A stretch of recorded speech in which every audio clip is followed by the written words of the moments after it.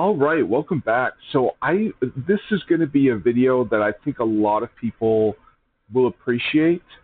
I was just I've been unemployed here for 11 months, going on a year. Um, and this is all about finding a job. So I think a lot of people will appreciate this video. Um, so let me start off by just showing what I'm doing now, because the thing is, I so I'm applying to OpenAI. OpenAI is of course really hot. So as I'm so they hold on a second. Let me bring up an email. I'll be right back. Oh shoot. Whoops. Okay. Yeah. Let me just pause and then bring up my email briefly. All right, I'm back. So obviously, I can't show a lot about this process, but this is probably the line in the sand where any idiot off the street, including me, can just simply apply for a job at OpenAI. And as long as it's a valid submission where you fill everything out properly, you're going to get this email here. So I think this is kind of the line in the sand where anything they send me beyond this email, showing in public on a YouTube channel, would be a no-go.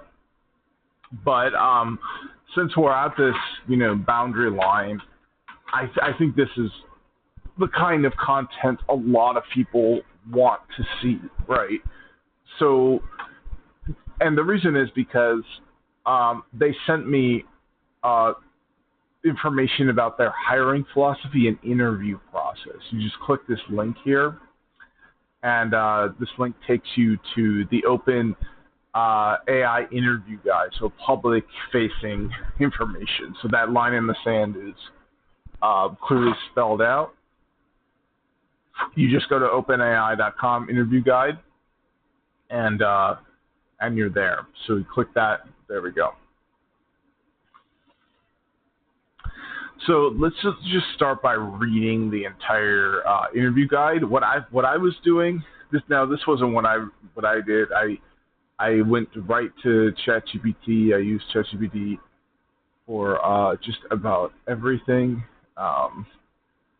I went right to ChatGPT and said, help me understand. It quizzed me, strengthen my understanding, and then just any kind of, I want emotional support from it as well, because I've been applying a lot and just getting rejection letters. So let me start by showing my system prompt as well, because this will help a lot of people. This I just set up very recently, and it's been a really, really good prompt.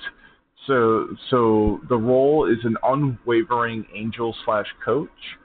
So it's gonna assume that I'm rationalizing, and the meaning of the word rationalizing here means providing logical but often inaccurate explanations of one's behavior or feelings to avoid uncomfortable truths or guilt. So that's what I mean in this sense here. So it's a defense mechanism where individuals offer plausible excuses to justify their actions or beliefs, even if these reasons aren't the real ones. So the purpose is to reduce discomfort. The purpose is ego, to protect your self-esteem rather than to do the thing you want to do. So rationalization is you can think of it like, if you're trying to exercise too, you're gonna be like, oh, the weather's bad. Oh, I don't have the right kind of clothing. I didn't do the laundry yet. All my clothing's all sweaty. Oh, I exercised yesterday. Today's a rest day. I'm sure everyone, is familiar with this sense of rationalization, right? An attempt to explain or justify one's own behavior with logical and plausible reasons, even if these are not true or appropriate. So my goal isn't necessarily to stop rationalizing, because if like that example of exercise, right? Oh well, I overdid it yesterday. Today's a rest day. Perfect. Okay, yeah. If you truly overdid it yesterday, you're truly super sore. Take a rest day. Perfect. But where this can be problematic is, I overdid it yesterday. I need a rest day, and not only did you not overdo it yesterday, but you already took a rest day, and you're just rationalizing to stop exercising, right? So so default to firm pushback. So what it's going to do is it's going to make its own rationalizations. It's gonna think about things that I say, and then it's gonna adopt a tone, an authoritative, concise, respectful tone. It's not going to enable me. No enabling, hedging, or platitudes. Treat yourself. Progress isn't linear. I used to think that was a very brilliant thing that it would say. Progress isn't linear. Just take one step at a time. But I realized after a while, although it's true that for you to get good at something, you have to, there's going to be setbacks, and as you're working day to day, you're not going to have progress day to day. Effort kind of is linear. You have to be putting in a consistent effort day in and day out. And for it to say progress isn't linear, I feel like just gives you this out, like, oh, well, I didn't work today, I didn't practice today on my goals, but, that's just how it goes. It's like, well, yeah, like here and there you can mess up, but ultimately, yeah, you should kind of have a linear effort in terms, a linear effort, even if the results of that isn't linear. So it just kind of was giving me an out, this enabling my rationalizations to like not get things done. So I specifically call that out. So the principles I want it to have are best option bias, not the easiest. So I want it to give me hard truths and say, like for example, what it used to do is like I wanna be healthy, I want to eat healthy, right? I want to get saturated fat out of my diet. I want to get like hyper palatable foods, like once you pop you can't stop, where you eat the whole bag of chips and can't stop, out of my diet. And it would say like, oh, treat yourself, or but now it does, it just says, this isn't a good option. Go home, cook, or like, make, you're at this restaurant, like, get something on the menu that's not necessarily what you want, but that is the best option for your health. I want it to say that, right? I want it to be the unwavering angel or coach, and even if I ultimately decide not to do what it says, I want myself to be the person that makes that mistake, rather than an AI kind of goading me into it. So immediate behavior change over gradual indulgence, yeah. Evidence before opinions. So here's the method it's going to use when it responds. Methods each one. Number one, name the decision and my likely excuse. Number two, flag distortions. So this is a idea from CBT, which stands for cognitive behavioral therapy. So it's cognitive behavioral therapy assumes that you're doing the things you don't want to do because you have distorted thinking, which I think is a really good assumption. So like if you want to exercise every day, you might think,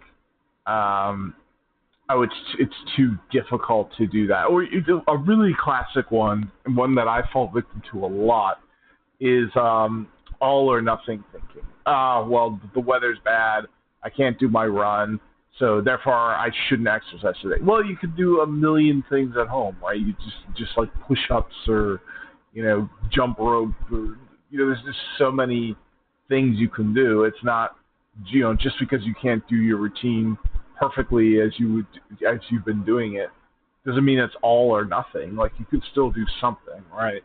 So this is a distorted way of thinking that it's going to flag and call out. So the third thing it's going to do is state the correct action unambiguously. So this would be do a workout at home, do something at home, even just running in place, right? Then number 4, justify the consensus evidence. Exercise every day is good for you. Guidelines, meta-analysis. You should be having this amount of exercise a day. For non-trivial or time-sensitive claims, search and cite 2 to 3 reputable sources. Number 5, give a 1 to 5 minute now action, a same-day plan, and a concrete commitment. And so do that home workout, for example. Number 6, track and recall prior commitments and progress. And then we've got refusals. What is it specifically going to tell me not to do? So if I ask you to rationalize unhealthy or counterproductive choices, refuse and immediately redirect with safer evidence-based approaches. Love it. Domains and defaults, diet. So we're going to prioritize minimally processed plants, adequate protein fiber. We're going to avoid ultra-processed, once you pop, you can't stop, added sugars, trans fats, processed meats, things where once you have one bite, you have to eat the whole bag because it's just so addicting. We're going to plan portions and meals in advance, do home cooking. We're going to we're going to exercise, we're going to do daily movement and progressive resistance, which I haven't been doing so good at. We're going to schedule things in advance and adhere to a schedule.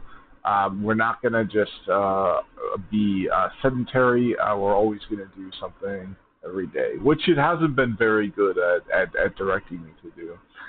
We're going to do chores, so 10 to 30 minutes daily reset, weekly deep clean, which it hasn't been very good in telling me to do. We're going to do specify tasks, so we're going to plan to clean the kitchen and work on that. For example, we're going to study and work, so we're going to use time blocks, Pomodoro, single tasking, deep work sorts of things, block distractions. We're going to actually deliver things, so deliverables greater than intentions. So the output format, we're going to have a brief verdict.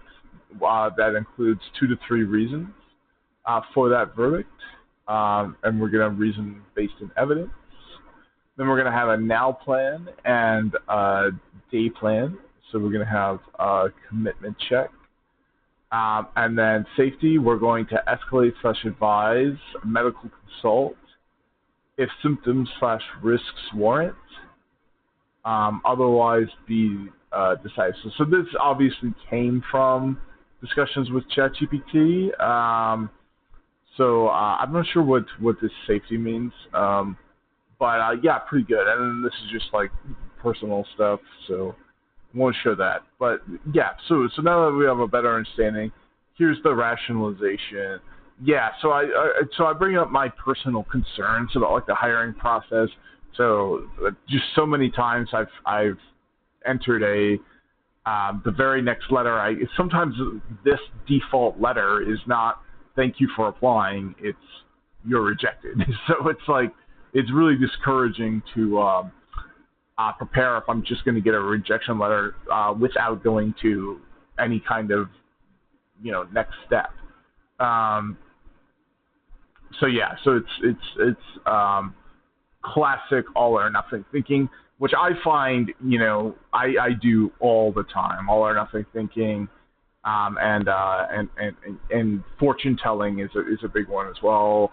Another one is catastrophizing, just thinking everything's going to go horribly wrong.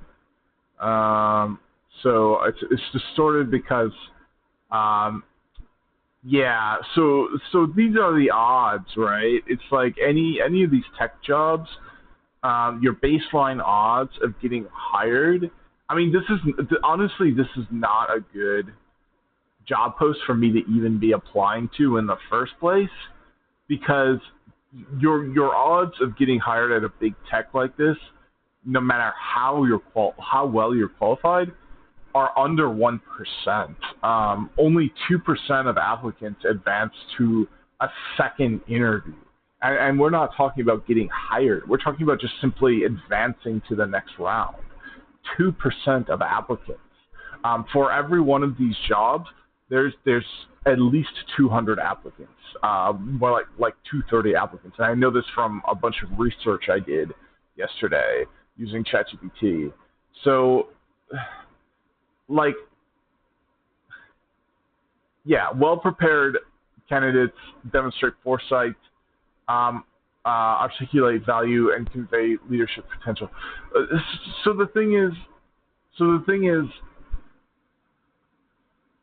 I mean, this is not a good job for me to apply to.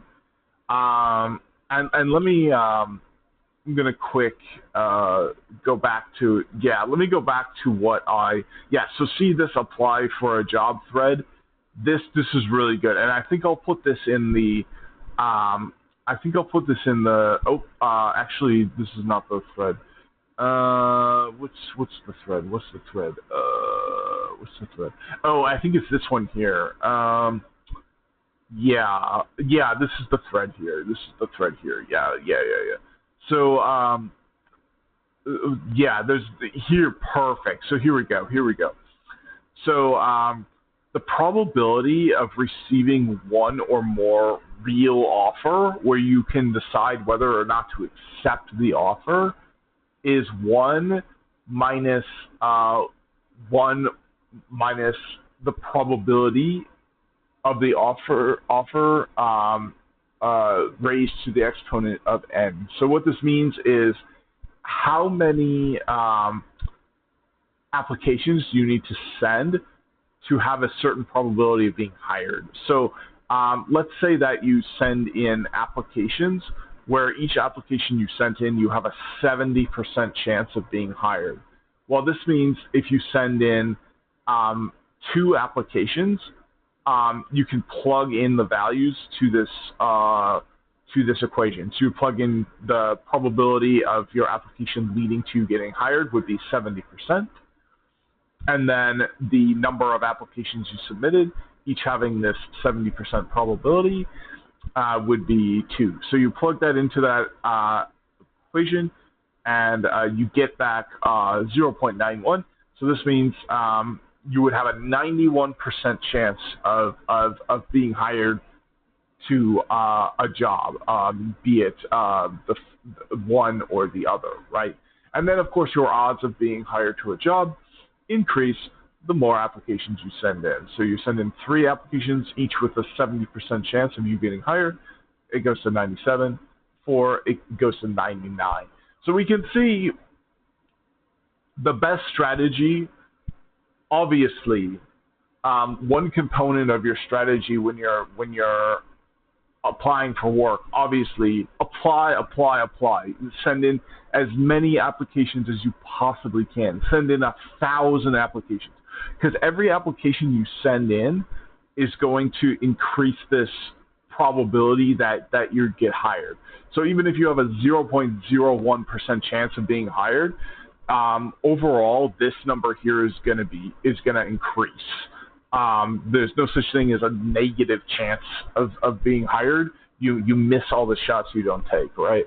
So you have to apply.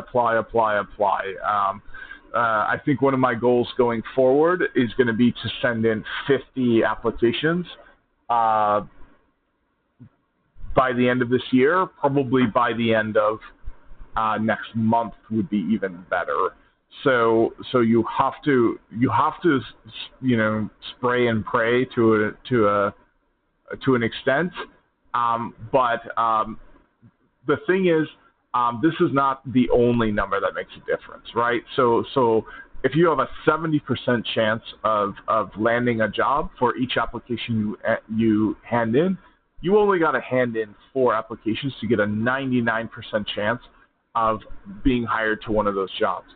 But the numbers look quite a bit different if this 70% chance is different.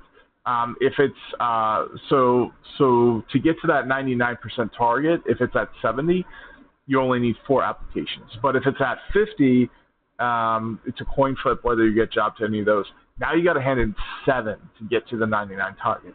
If it's at 30, now you got to hand in 13. So you got to hand in 3 times more applications if it's at 30% than if it's at 70%. So you can imagine if you're just spraying and praying to really low likelihood of being hired to jobs, 0.001% that you'll be hired. In order for you to have a 99% chance of actually being hired, you've probably got to send in thousands or tens of thousands or even a million apps. Right, and let's do that simple math. So let's say that so let's do 1 minus 0. We're gonna say I have 1/10 chance of being hired. So we're gonna do 0.01 so yeah, that would be a 0.1% chance. Actually, let's just do a 1% chance. So it's going to be 0.01. Yeah, a 1% chance.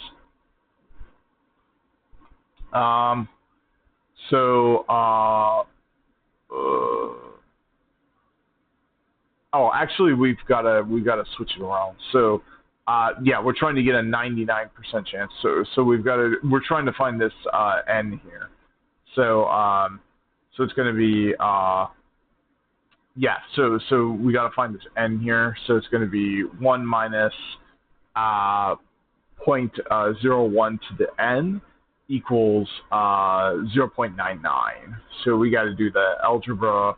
So it's going to be 0.99 plus 1, actually minus 1, because we're going to move this over here. Okay, so we've got, and then negative this equals negative that, and then we've got the n here. So we got to move the exponent down, which means we do like a log, right? So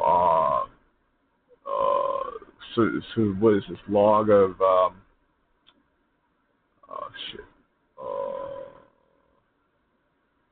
so wait, 0.99 minus 1, okay, 0.01, so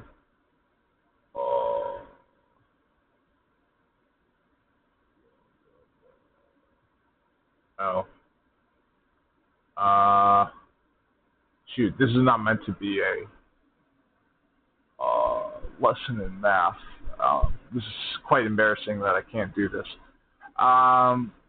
Let me get Mr. ChatGPT on the phone. Hey, I'm hoping you can help me do some math. I'm actually quite embarrassed that I'm not able to do this. Absolutely. I'm here to help, and no need to feel embarrassed at all. Just let me know what you need to tackle, and we'll break it down step by step.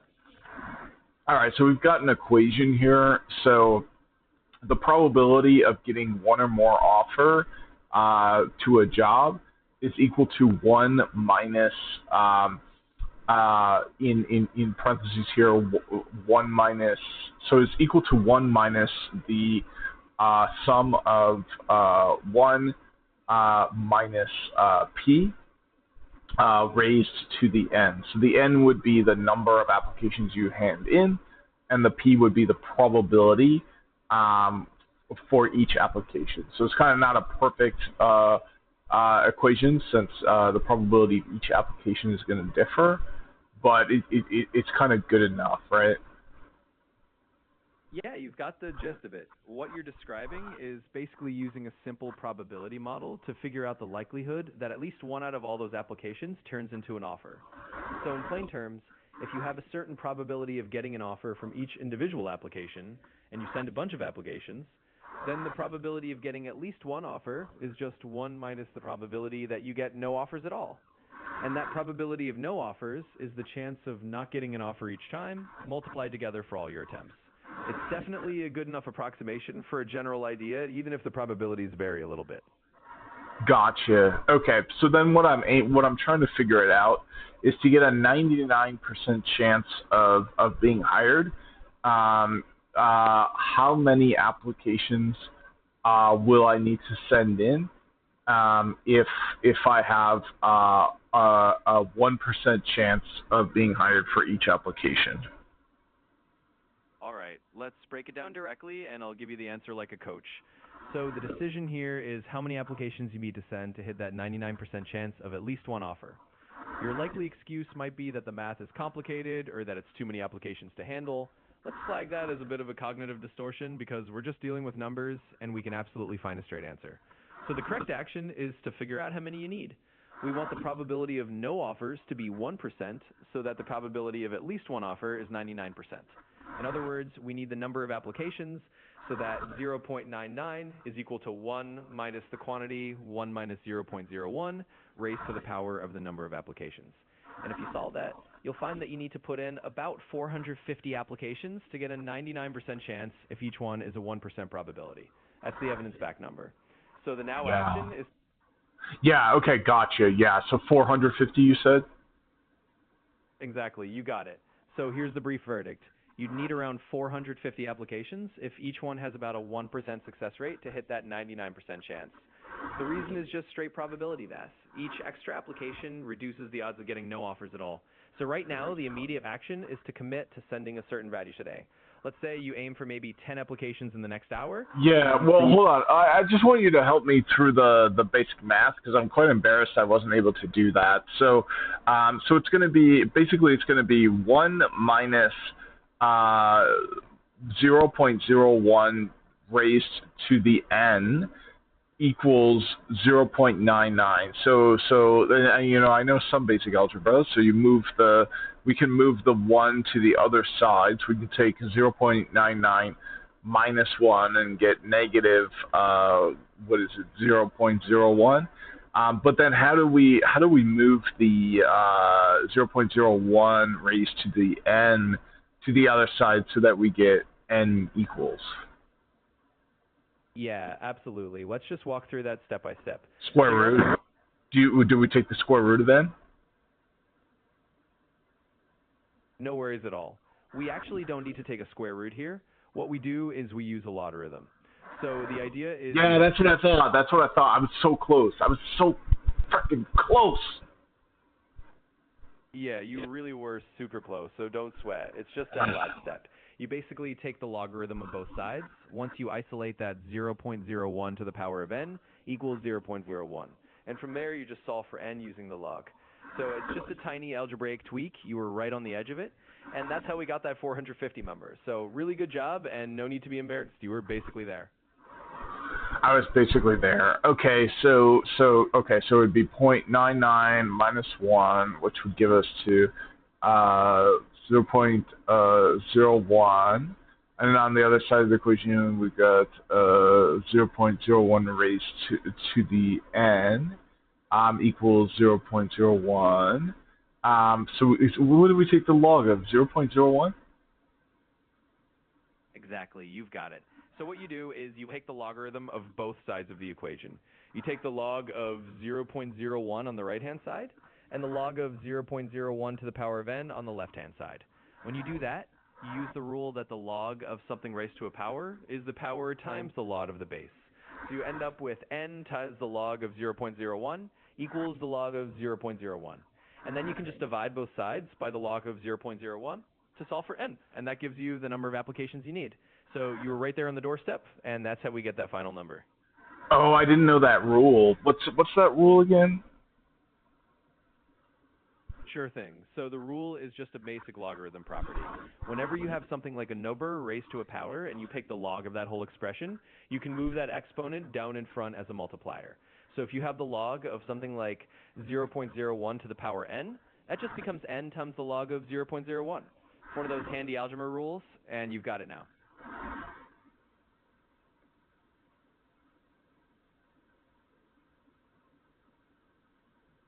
Oh, I see. So y equals the log of b times x if and only if b raised to the x equals y. So we've got 0.01 raised to the power of n equaling so we can take man, it gets so confusing, especially if you have like a little bit of mild dyslexia, right? Because it's like all these symbols are like written in a way where it's so easy to like jumble them up in your mind. Absolutely. It can definitely get tricky, especially when all those symbols start to look alike. But you've got the core idea now. The rule is just that a logarithm lets you rewrite exponents in a more manageable way. So once you take the log, the exponent just moves down in front, and then you can solve for your variable nice and cleanly. And it's totally understandable. Math notation can be a bit of a jumble, but you're doing great. You've got the concept down, and that's the key. All right, so this is log of log of what to the what? Yeah, it's totally understandable. So just to say it simply one more time, if you have something like 0.01 raised to the power of n, and you want to solve for n, you take the logarithm of both sides. That way the exponent n just comes down in front as a multiplier. So you'd have n times the log of 0.01 equals the log of 0.01. Then you can solve for n. So it's just that logarithm rule that lets you bring the exponent down, and that's the key step. You're definitely on the right track. Okay, let me write this out here. So it's going to be so one, yeah. So let me write this out here. So 1 minus point 0.01 to give us the 1% chance, raised to the power of n, the number of applications you send in, equals 99, because we want to get the 99% chance. So let me try. Do you think I should move which side of the left-hand side of this equation should I move to the other side? The 1, or I should probably move the 0.1 raised to the power of n to the other side, right? Yeah, you're thinking about it exactly right. So basically what you want to do is isolate that term with the exponent. So you move the 1 to the other side. That gives you 0.99 minus 1, which is negative 0.01. And then you have that equals negative the quantity, 1 minus 0.01 to the power of n. And from there, yes, you just rearrange until you have the 0.01 to the power of n isolated, and then you take the log of both sides.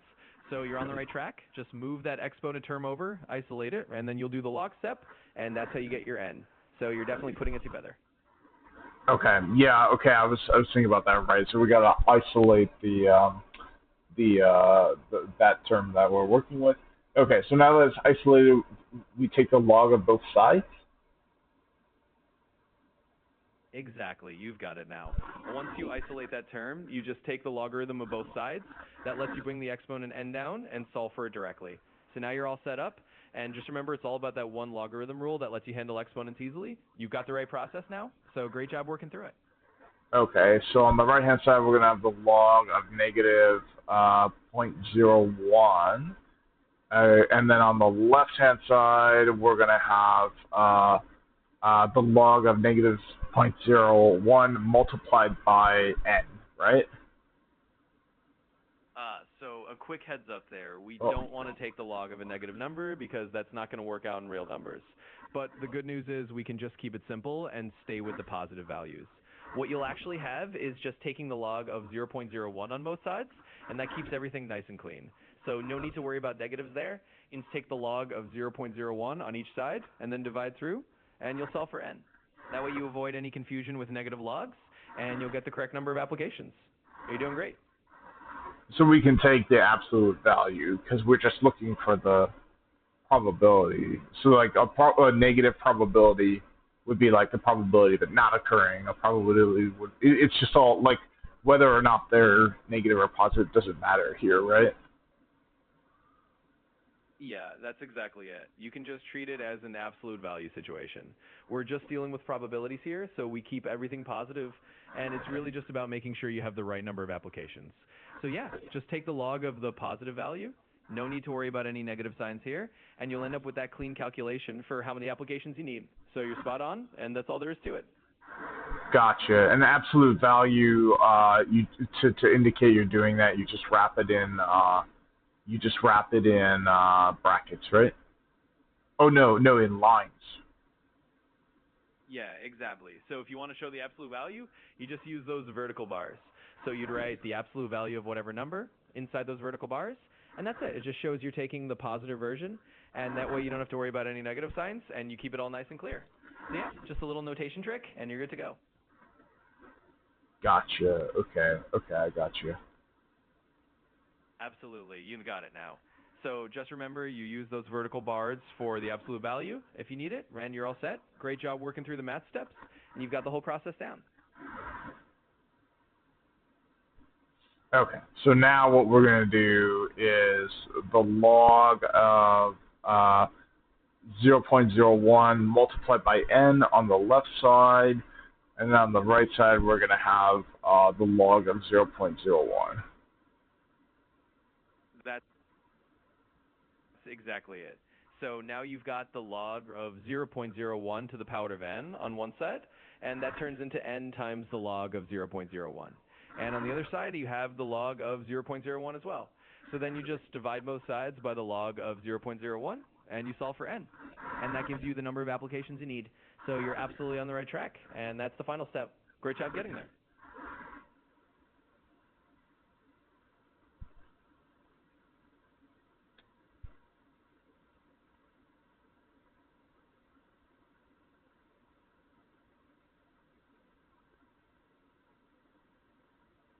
Okay, and what does it mean to take the log? Can I do that without a calculator?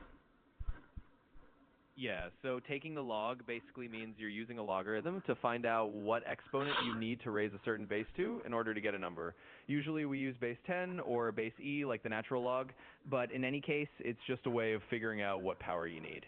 And yes, in practice, you'd usually use a calculator or a computer to get the exact log values because they're not always simple integers, but the concept is straightforward. It's just a tool to help you solve for that exponent. So if you have a calculator or something handy, that's how you do it in real life. But the main thing is you understand the idea behind it, and that's what matters. Okay, so I get negative 2 times n on one side. Exactly. That's right. Once you take the log, you'll see that you get something like negative 2 times n on one side of the equation if you're using the log base 10 of 0.01, because the log of 0.01 is negative 2. And then you can just divide by negative 2 and solve for n. So that's exactly where you should be. Great job getting there, and now you have your final number of applications. Okay, so then on the other side, if I take the log of 0.01, I get negative 2. So then I get negative 2 divided by negative 2, so n equals 1. So I only need to enter in one application to get 99% chance of being hired. I mean, that didn't work out. Something went wrong. Yeah, no worries at all. It's just a little mix-up in the arithmetic.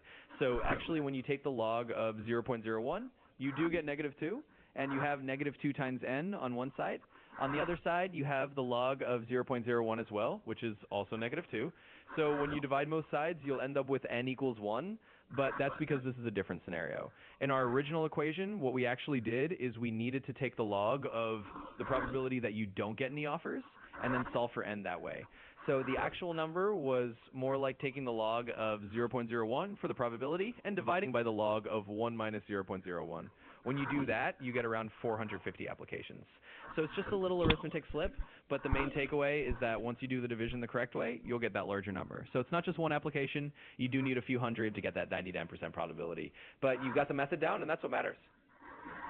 Hold on a second.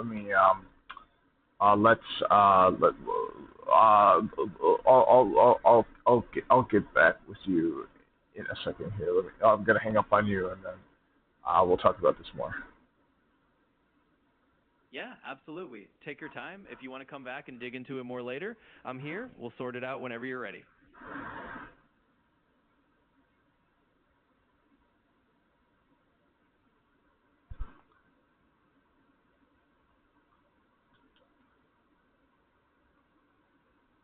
Okay, so review this work I did here and tell me exactly what went wrong.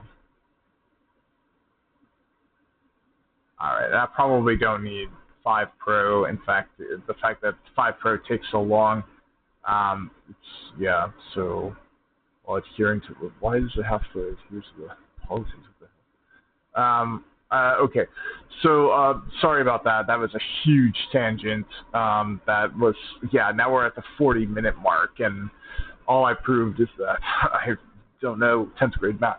But you know, if you have a 1% chance of being hired, um, you have to put in 450 applications before you. If you have a 1% chance of an application you put in, leading to you getting hired, then you have to submit 450 applications before you have a 99% chance of getting hired. And once you have a 99% chance of being hired, that doesn't mean you're going to get hired, right? It just means you have a 99% chance. So when you see these posts on social media, you kind of got to be a little skeptical of them because so let's see here. Applied thousands of times to get hired. So anyone applied to 100 jobs and still unemployed? Yeah, right here I probably have. So this person applied to 6,000 jobs in 5 months. So you got to be a little bit skeptical. Yeah, and we can see this is the first comment.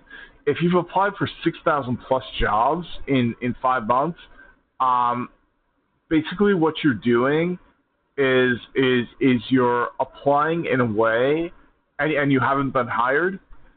This value here, the probability of each job you've applied to actually leading to you being hired. So this number here is like so low. It's like 0.00. I mean, we can work it out, right? We can do the math. So in fact, let's do that math here. So yeah, because it's going to be a bit easier to do. We're not going to have to deal with logs. So yeah, let's do that math and then and figure this out because this is going to be pretty eye-opening, right? So so this person here will apply to 6,000 jobs, and I'll put this over here. This should be good. Yeah. So this person here applied to 6,000 jobs. So we're going to get the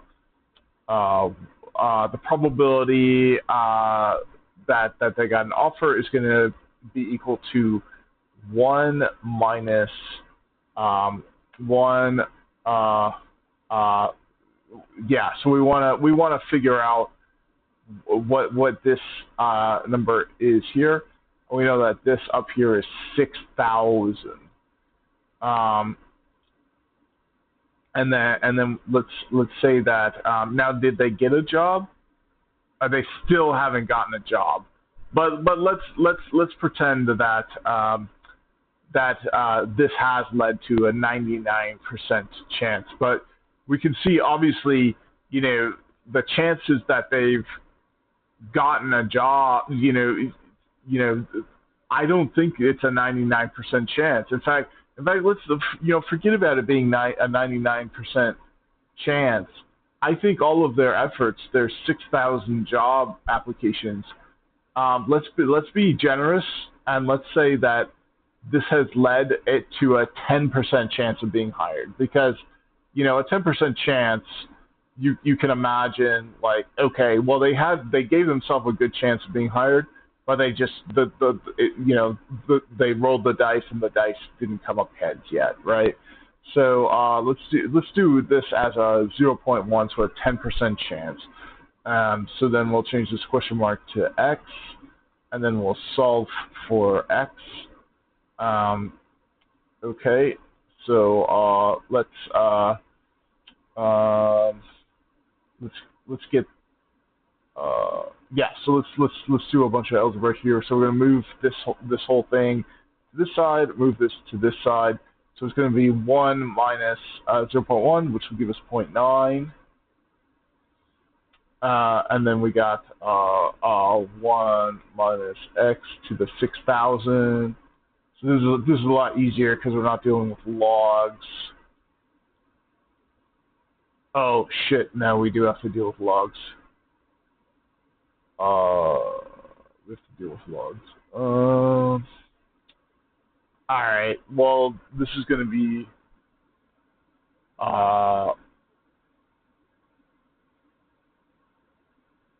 Yeah. So we have to take the log of both sides. So we're going to do the log of 6,000.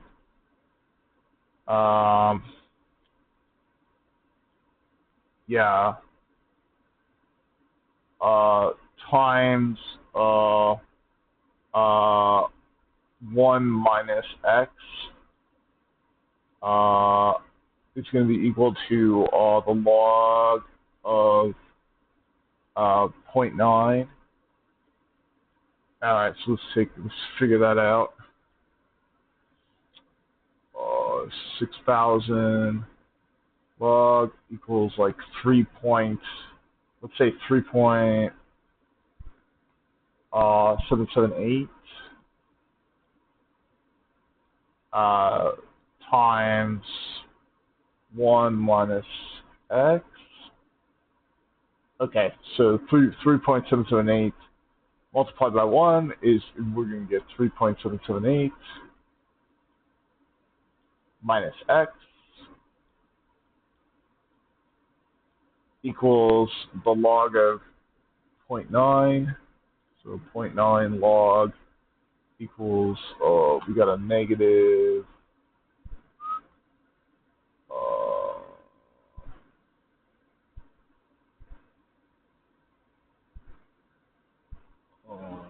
0.0458. Round that up. Okay, so if we move the x over here, plus x, so we're going to move plus x, there we go, we can move this, and we can do plus that. Ah, man, it didn't work.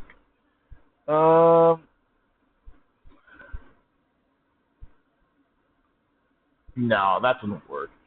That didn't work at all.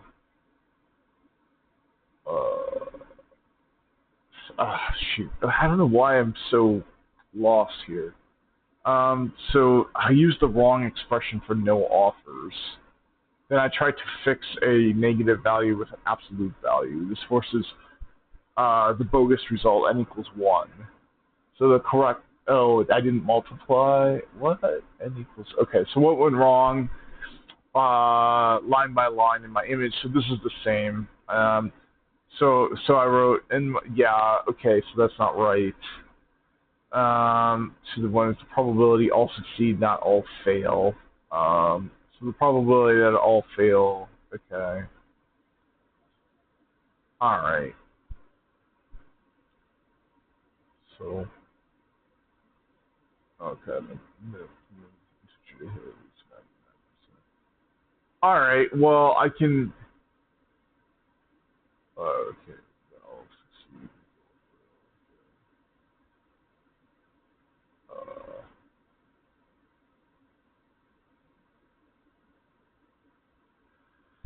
Well, it's aside from the point. We're probably at the hour mark already, but the point is, when you see like this, which I'm sure a lot of us has been there, applying to hundreds, you should think like, well, no, duh. Like, your strategy is leading. It means that, for each of these applications you put in, 6,000 plus, the odds of you getting hired at each of those applications is astronomically low.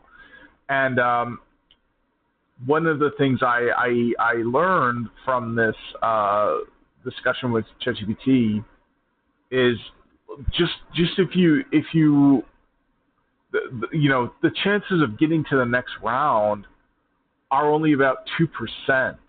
The chances of getting hired are going to be less than that, right? So the chances of getting hired for a well-qualified, decent applicant are 0.05% for any like big tech to get hired outright. The chances of getting hired for like an iffy candidate are like 0%, right? Like 0.001%. So yeah, like we know a lot about who this candidate is just by the fact that they haven't gotten a job offer for applying to 6,000 places. We know that this is a candidate that applies to low probability jobs, so they're probably applying to like, big like FANG jobs or things like that. And we know that this is a candidate that's not qualified for the jobs that they're applying for because, already they'd have to, enter in hundreds, if not thousands, of jobs to no matter where they apply to, and assuming that they're a well qualified candidate, already they've got very low odds of being hired. Now, this is a year ago. The market has been very, very, very bad. So it's, the reason this person is applying to jobs with a very low probability might just be that all the jobs out there have very low probability, and that's it. Not necessarily that it didn't make sense for them to apply to, but it is kind of hard to imagine that each of these 6,000 jobs made sense for this person to apply to and gave them a really good chance of being hired, right? So they're putting their resume online and saying they applied to every place that the service says they present resumes to. Yeah, it's not the odds of your resume leading to you be hired are super, super, super low. And this too, a lot of the jobs out there are fake. There's a law where if you're gonna hire someone internally, there's like anti-nepotism laws where you have to make it an external application, even though you're not going to hire someone externally. So there's a lot of ghost jobs at big companies where they decided to promote someone externally, but they have to follow through on anti-nepotism laws and post it publicly and even perhaps go through like an interview process, even though they're ultimately already decided who's going to be in that role. So, which is I like the idea behind the law, but the fact that it's so easy to skirt it is pretty upsetting. In that case, your chance of getting hired to a role is 0%, right? It's like 0.00001%, right? So you'd have to hand in 1 million applications to get a 99% chance of being hired. So we can understand. So this leads us directly to the strategy, right? So of course your strategy for any job search is going to be to hand in, like this person actually had a good strategy in handing in 6,000 applications. Like the more applications you hand in, the better. You're going to increase your odds of being hired. But it's just one part of the strategy. If each application you hand in has a very, very low chance of you getting hired, then your probability of getting hired overall is going to remain, under 1%, right? No matter how many you enter in. You enter in 1 billion applications. Well, if each application you entered in had a 0.00001% chance of you getting hired, which would be the case if you're applying for like big FANG jobs, that are paying hundreds of thousands of years, and you have very little experience and very little qualifications, and can't get through their screening. Yeah, you could apply a billion applications and still have a 0.0001% chance of being hired, right? So it's far more important to your job strategy that you raise those odds of being hired for each application you hand in. In fact, we've seen the numbers already before up here. If you have a 70% chance of being hired, now you only have to enter 4 applications before you get a 99% chance of getting a job for any of those applications. So that's the second. The first part of your strategy in any job search will be to just submit a base level of applications. And then the next more important strategy is to target roles where your true per application success is 10 to 30%. So 10 to 20 well-chosen applications put you in a very strong position to land an offer. So you really got to stop cold clicking. You've really got to stop just doing easy apply, and you have to engineer. And not only that, you have to go above and beyond what's actually written down, and engineer higher effective odds with referrals and right tailoring. So if there's a ghost job, right, where it's 0.00001%, you should not count this towards your 10 to 20 well-chosen applications, because it's not going to increase your overall odds of being hired by a meaningful figure, right? Like it's not going to move the numbers, right? It's like it's just not going to make, like, it will increase your odds, of course, and bulk mass applying is important to your strategy, but it's not going to increase your odds by enough to make a difference. So you have to really be nudging those odds upwards. So now the numbers start to look quite good. So for each application you enter in, if there's a 10% chance of you getting hired, now rather than 450, if there were a 1% chance, now you only have to end in 30 to get 95% odds. To get above a coin flip of whether you get a job, you only have to enter in 10 apps. So yeah, that's pretty good, right? To get a 99% odds of getting hired, now you only have to enter in 44 apps rather than hundreds or thousands or millions or billions of apps.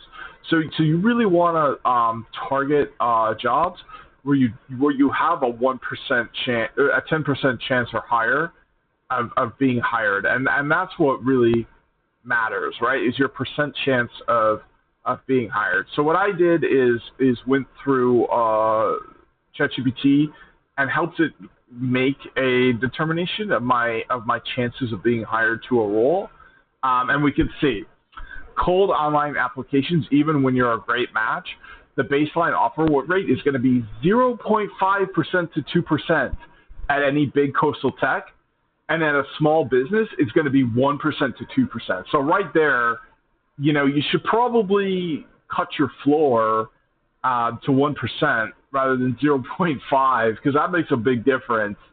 And focus in on small businesses. But that just means you're probably going to.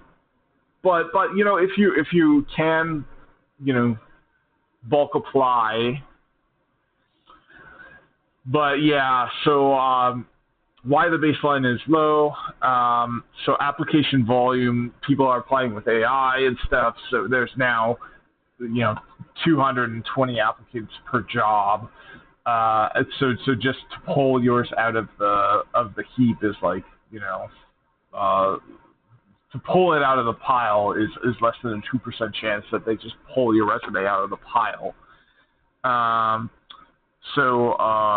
Yeah, it's just they're so saturated with so many people applying. Multiple sources show, so So you have to get so to get a 10 to 30% chance of your application getting you hired, you have to have a referral. That's absolutely essential. So basically, if you want to make it so that you get hired in entering in 50 or less applications, all 50 of those applications have to include a referral. So I don't know how you get a referral at 50 different companies. That's just kind of ludicrous. Um, so yeah, it's so you have to apply to like hundreds, if not 1,000, different companies. Like a good goal is let's apply to 50 jobs. I think 100 is probably a good number because it's like a yeah. So the goal should be to apply for 100 jobs.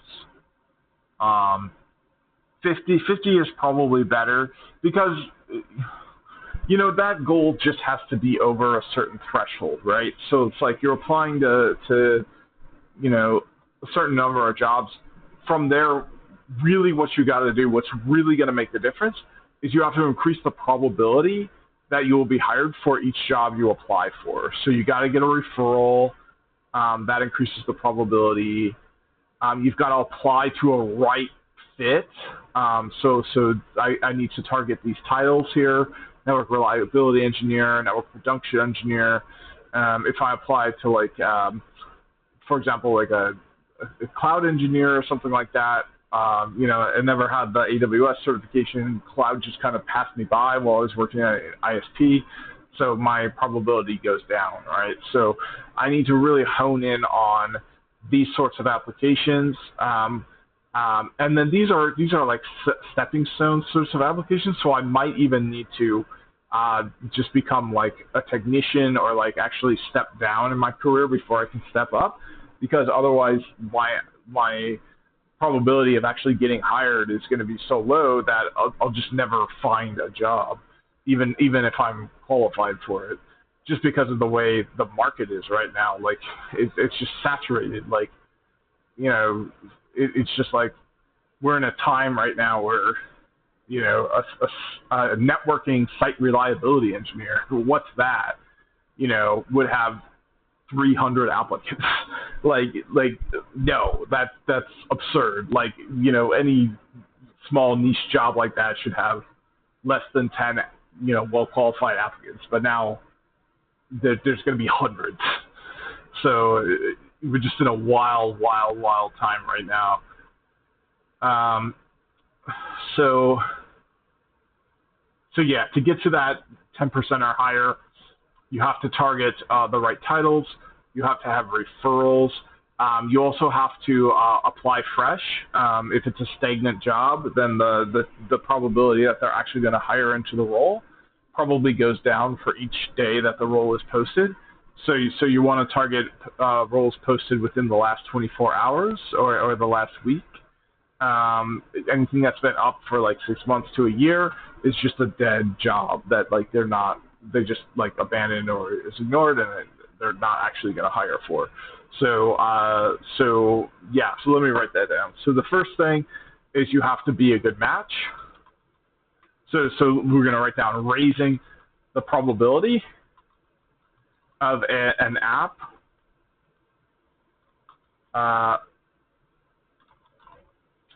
leading to a job. So number one, you have to be a good match. Number two, you have to get a referral. And then number three, you have to be first in line.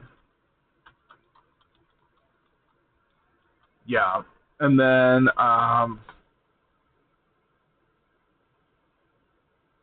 because if they've already got their guy, right? Let's say that they've already interviewed 30 people, and now you're the 31st person to apply.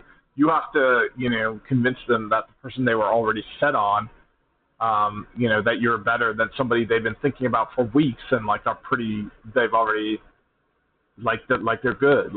It's just extra work for them, right? It's like even if you're better, like they were fine with that other guy and they went through this grueling, intensive process to find him, whoever this person, him or her, whoever. So it's like you're up against the mountain, right? You have to be the first in line, so that, after their days and weeks of this grueling process, if anyone new comes up, it's like they have to justify going back up the mountain, right? It's like they already made it to the summit of the mountain and found you. So just because some new person applies, even if they have better credentials and stuff, well, now they have to go through all this rigmarole again when you're good enough, right? So you have to be the first in line. That'll raise your probability by quite a lot.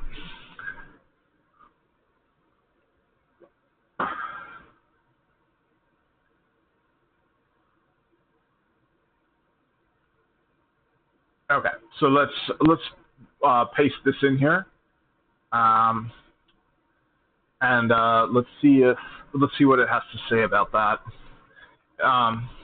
Oops, and I'm in agent mode. Agent mode's probably not the best mode to be in for this. So let's stop it.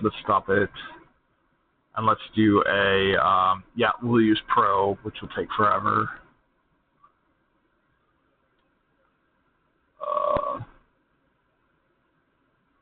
Okay. Refresh this.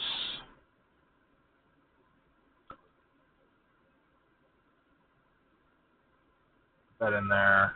There we go.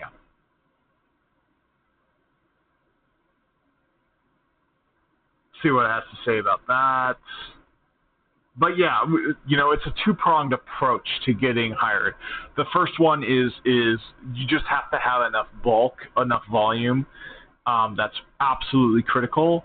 The second one is you have to make sure that each job you apply to actually has a good chance of it leading to you getting hired. So you have to be a good match, you have to be first in line, you have to get a referral, and you have to do a number of other things.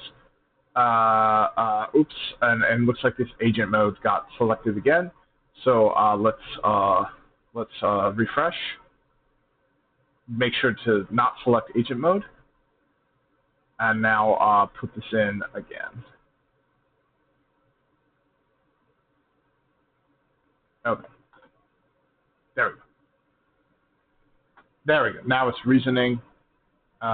So should be good. Yeah, there we go. So now so there we go. That was a huge tangent for basically very little gain. And it took me off course. What I wanted to actually talk about which was these so this interview guide here, right? So the overview of OpenAI's hiring philosophy and interview process. They seek to hire talented people with diverse perspectives and backgrounds who are passionate about collaboratively building safe AGI for all of humanity. So that's all well and good. They do the process. So application, resume review. This is where I'm at, and this is where, honestly, like even that email saying we received your application, like I would put the chances that you're even going to receive that through an automated process at like 60%. Like a lot of companies, you apply and you don't even get like the confirmation email, in my experience. But I got that. So now they're going to review the resume, and this is what's going to drop it down probably to like 0.5% chance if I'm lucky. So it'll take 1 week, and they'll email me back with auto rejection, probably not even having picked it out of the pile, because the pile's probably 220 resumes, and they already got their guy because I wasn't first in line. Yep. So, but anyway, this is really what I wanted to point out. Because on my channel, I've bought books, right? Like I paid like $30. I paid a lot of money for books on this channel. Chip Hewen's book paid for, but look at this. They have recommended technical reading. Interesting. These are the leaders in the field. What do they recommend? Well, they recommend deep learning book, and they have a link to it. Look, it's a free textbook. The whole thing is here. Look at this. Isn't this wonderful? This is wild.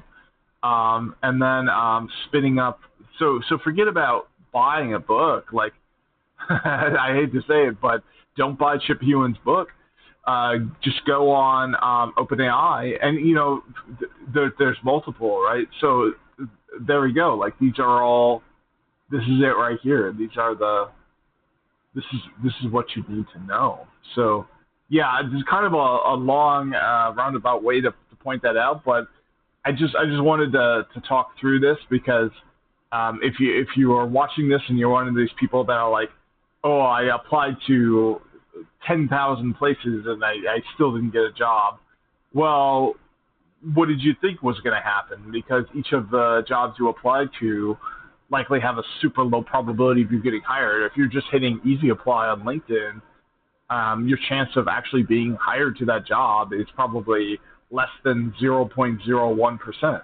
So how many applications did you think you'd need to be hired to if that's the case? Really so you got to pull the correct levers to get up to this 10 to 30%. And even when you're up there, you have to apply to 50 jobs or more, right? So you have to apply to 100 jobs to get a high probability of getting hired. That's just a non-negotiable in this market where anything you apply to is going to be a super low percentage of you being hired, just because that's the way the economy is. People are struggling right now. People aren't being hired right now, so your probability of being hired is very low.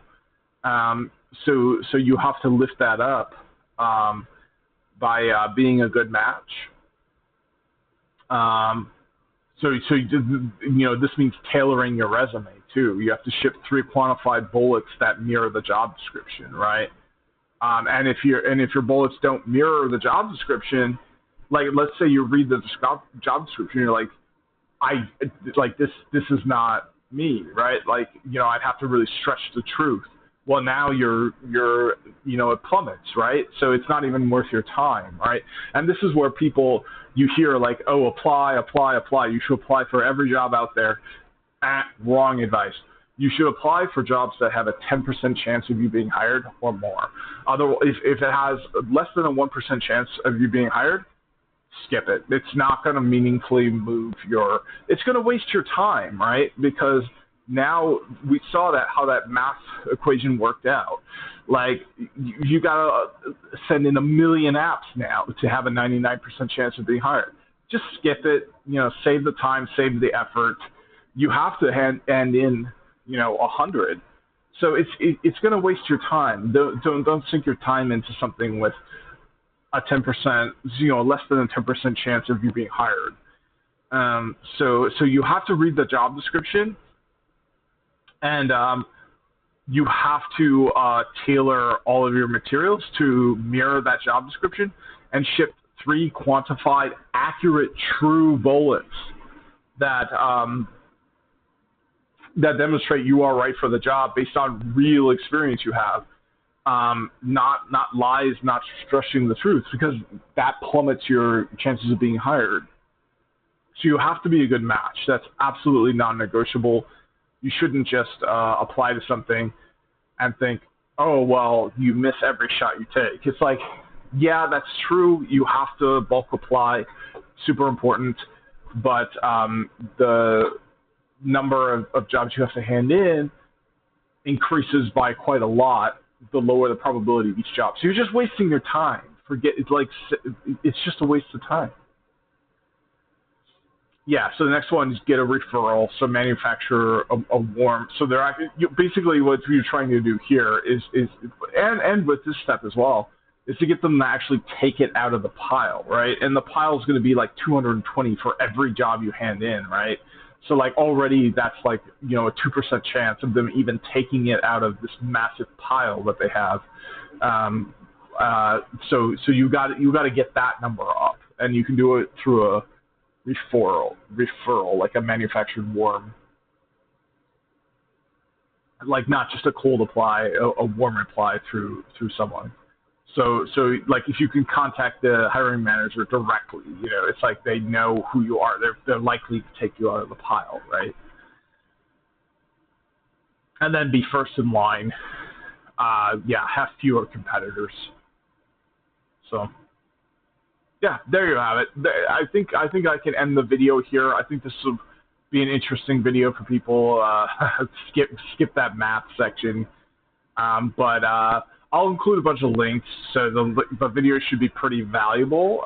Just for the links I include, I'll include the link to the philosophy of OpenAI.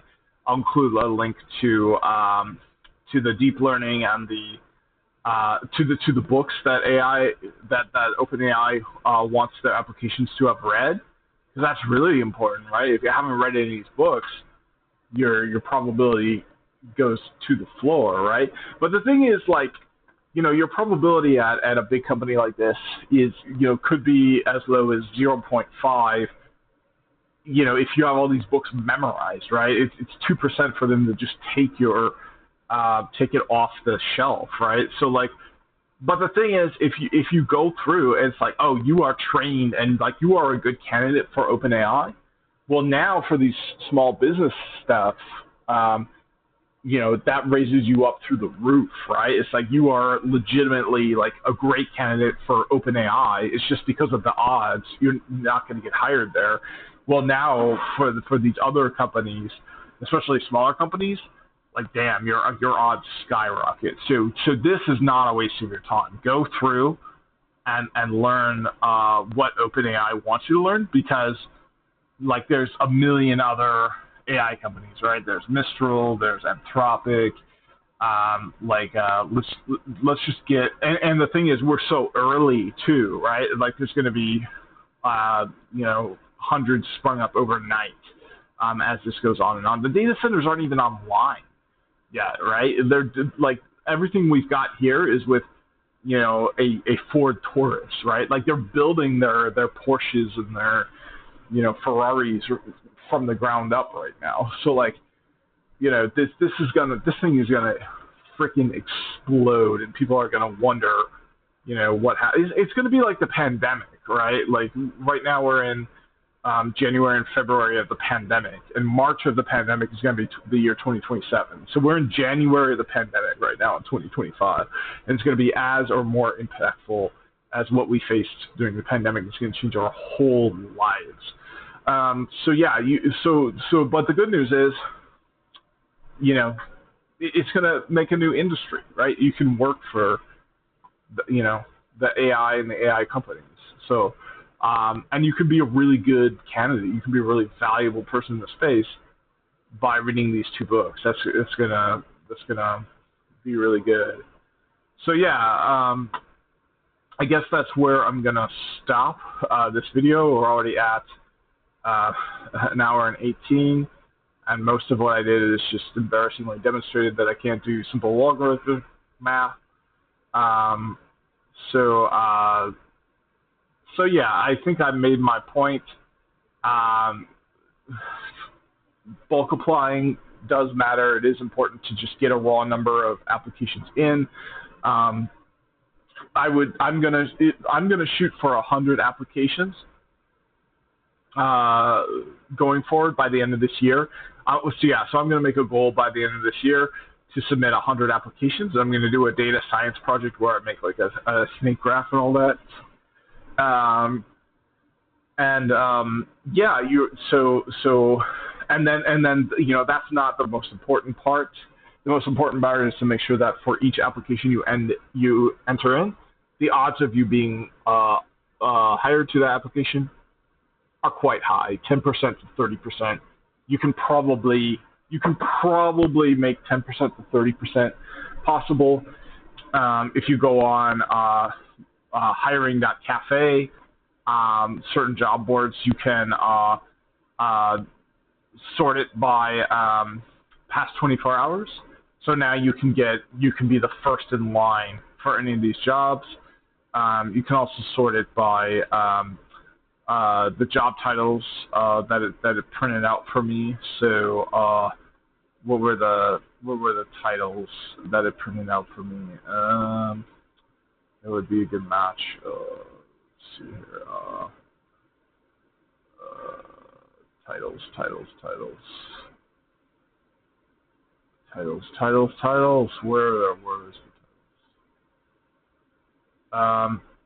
But here it says that.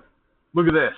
So it's saying my like that I could get a 40 to 60% chance to being hired as a data center tech.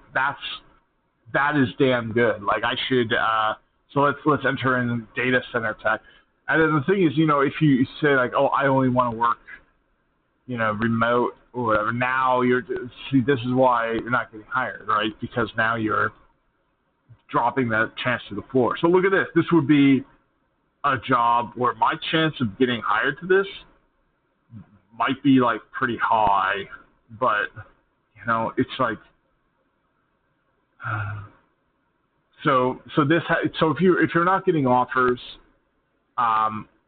unfortunately it does probably have to be a part of your strategy to apply to jobs lower on the totem pole and that pay less than you would want, because your likelihood of getting hired probably increases.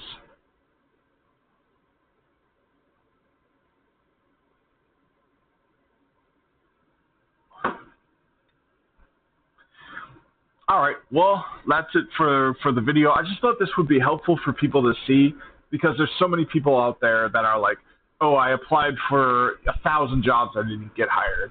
And you can see from the math, well, what did you think would happen? Of course you wouldn't get hired. You're applying to stuff where you have a very low chance of being hired. Walk into friggin' like Walmart or whatever, apply for 1,000 jobs, McDonald's. You're going to get hired. The chances of you being hired to those kinds of jobs is super high. They'll take anyone and everyone. They're desperate as heck. Now, do you want a job like that? No, well, it depends on who you are, right? Like maybe you do. So you do have to, square that circle, or like, figure out where you have to find your candidate market fit, right? It's not just about what's out there, it's what you want as well. But you can't just say, I want to work at big tech, I'm not qualified, but I'm going to apply anyway. Well, good luck. You have to fill out 1 billion applications to even have a 10% chance of being hired, right? So yeah, hopefully this makes sense. I'll include these 3 links in the chat. Maybe a link to something explaining the probability. Maybe this whole thing as well, because this is a pretty valuable chat I have. Yeah, so I'll do this whole thing as well, just to get a sense of kind of what I've been doing.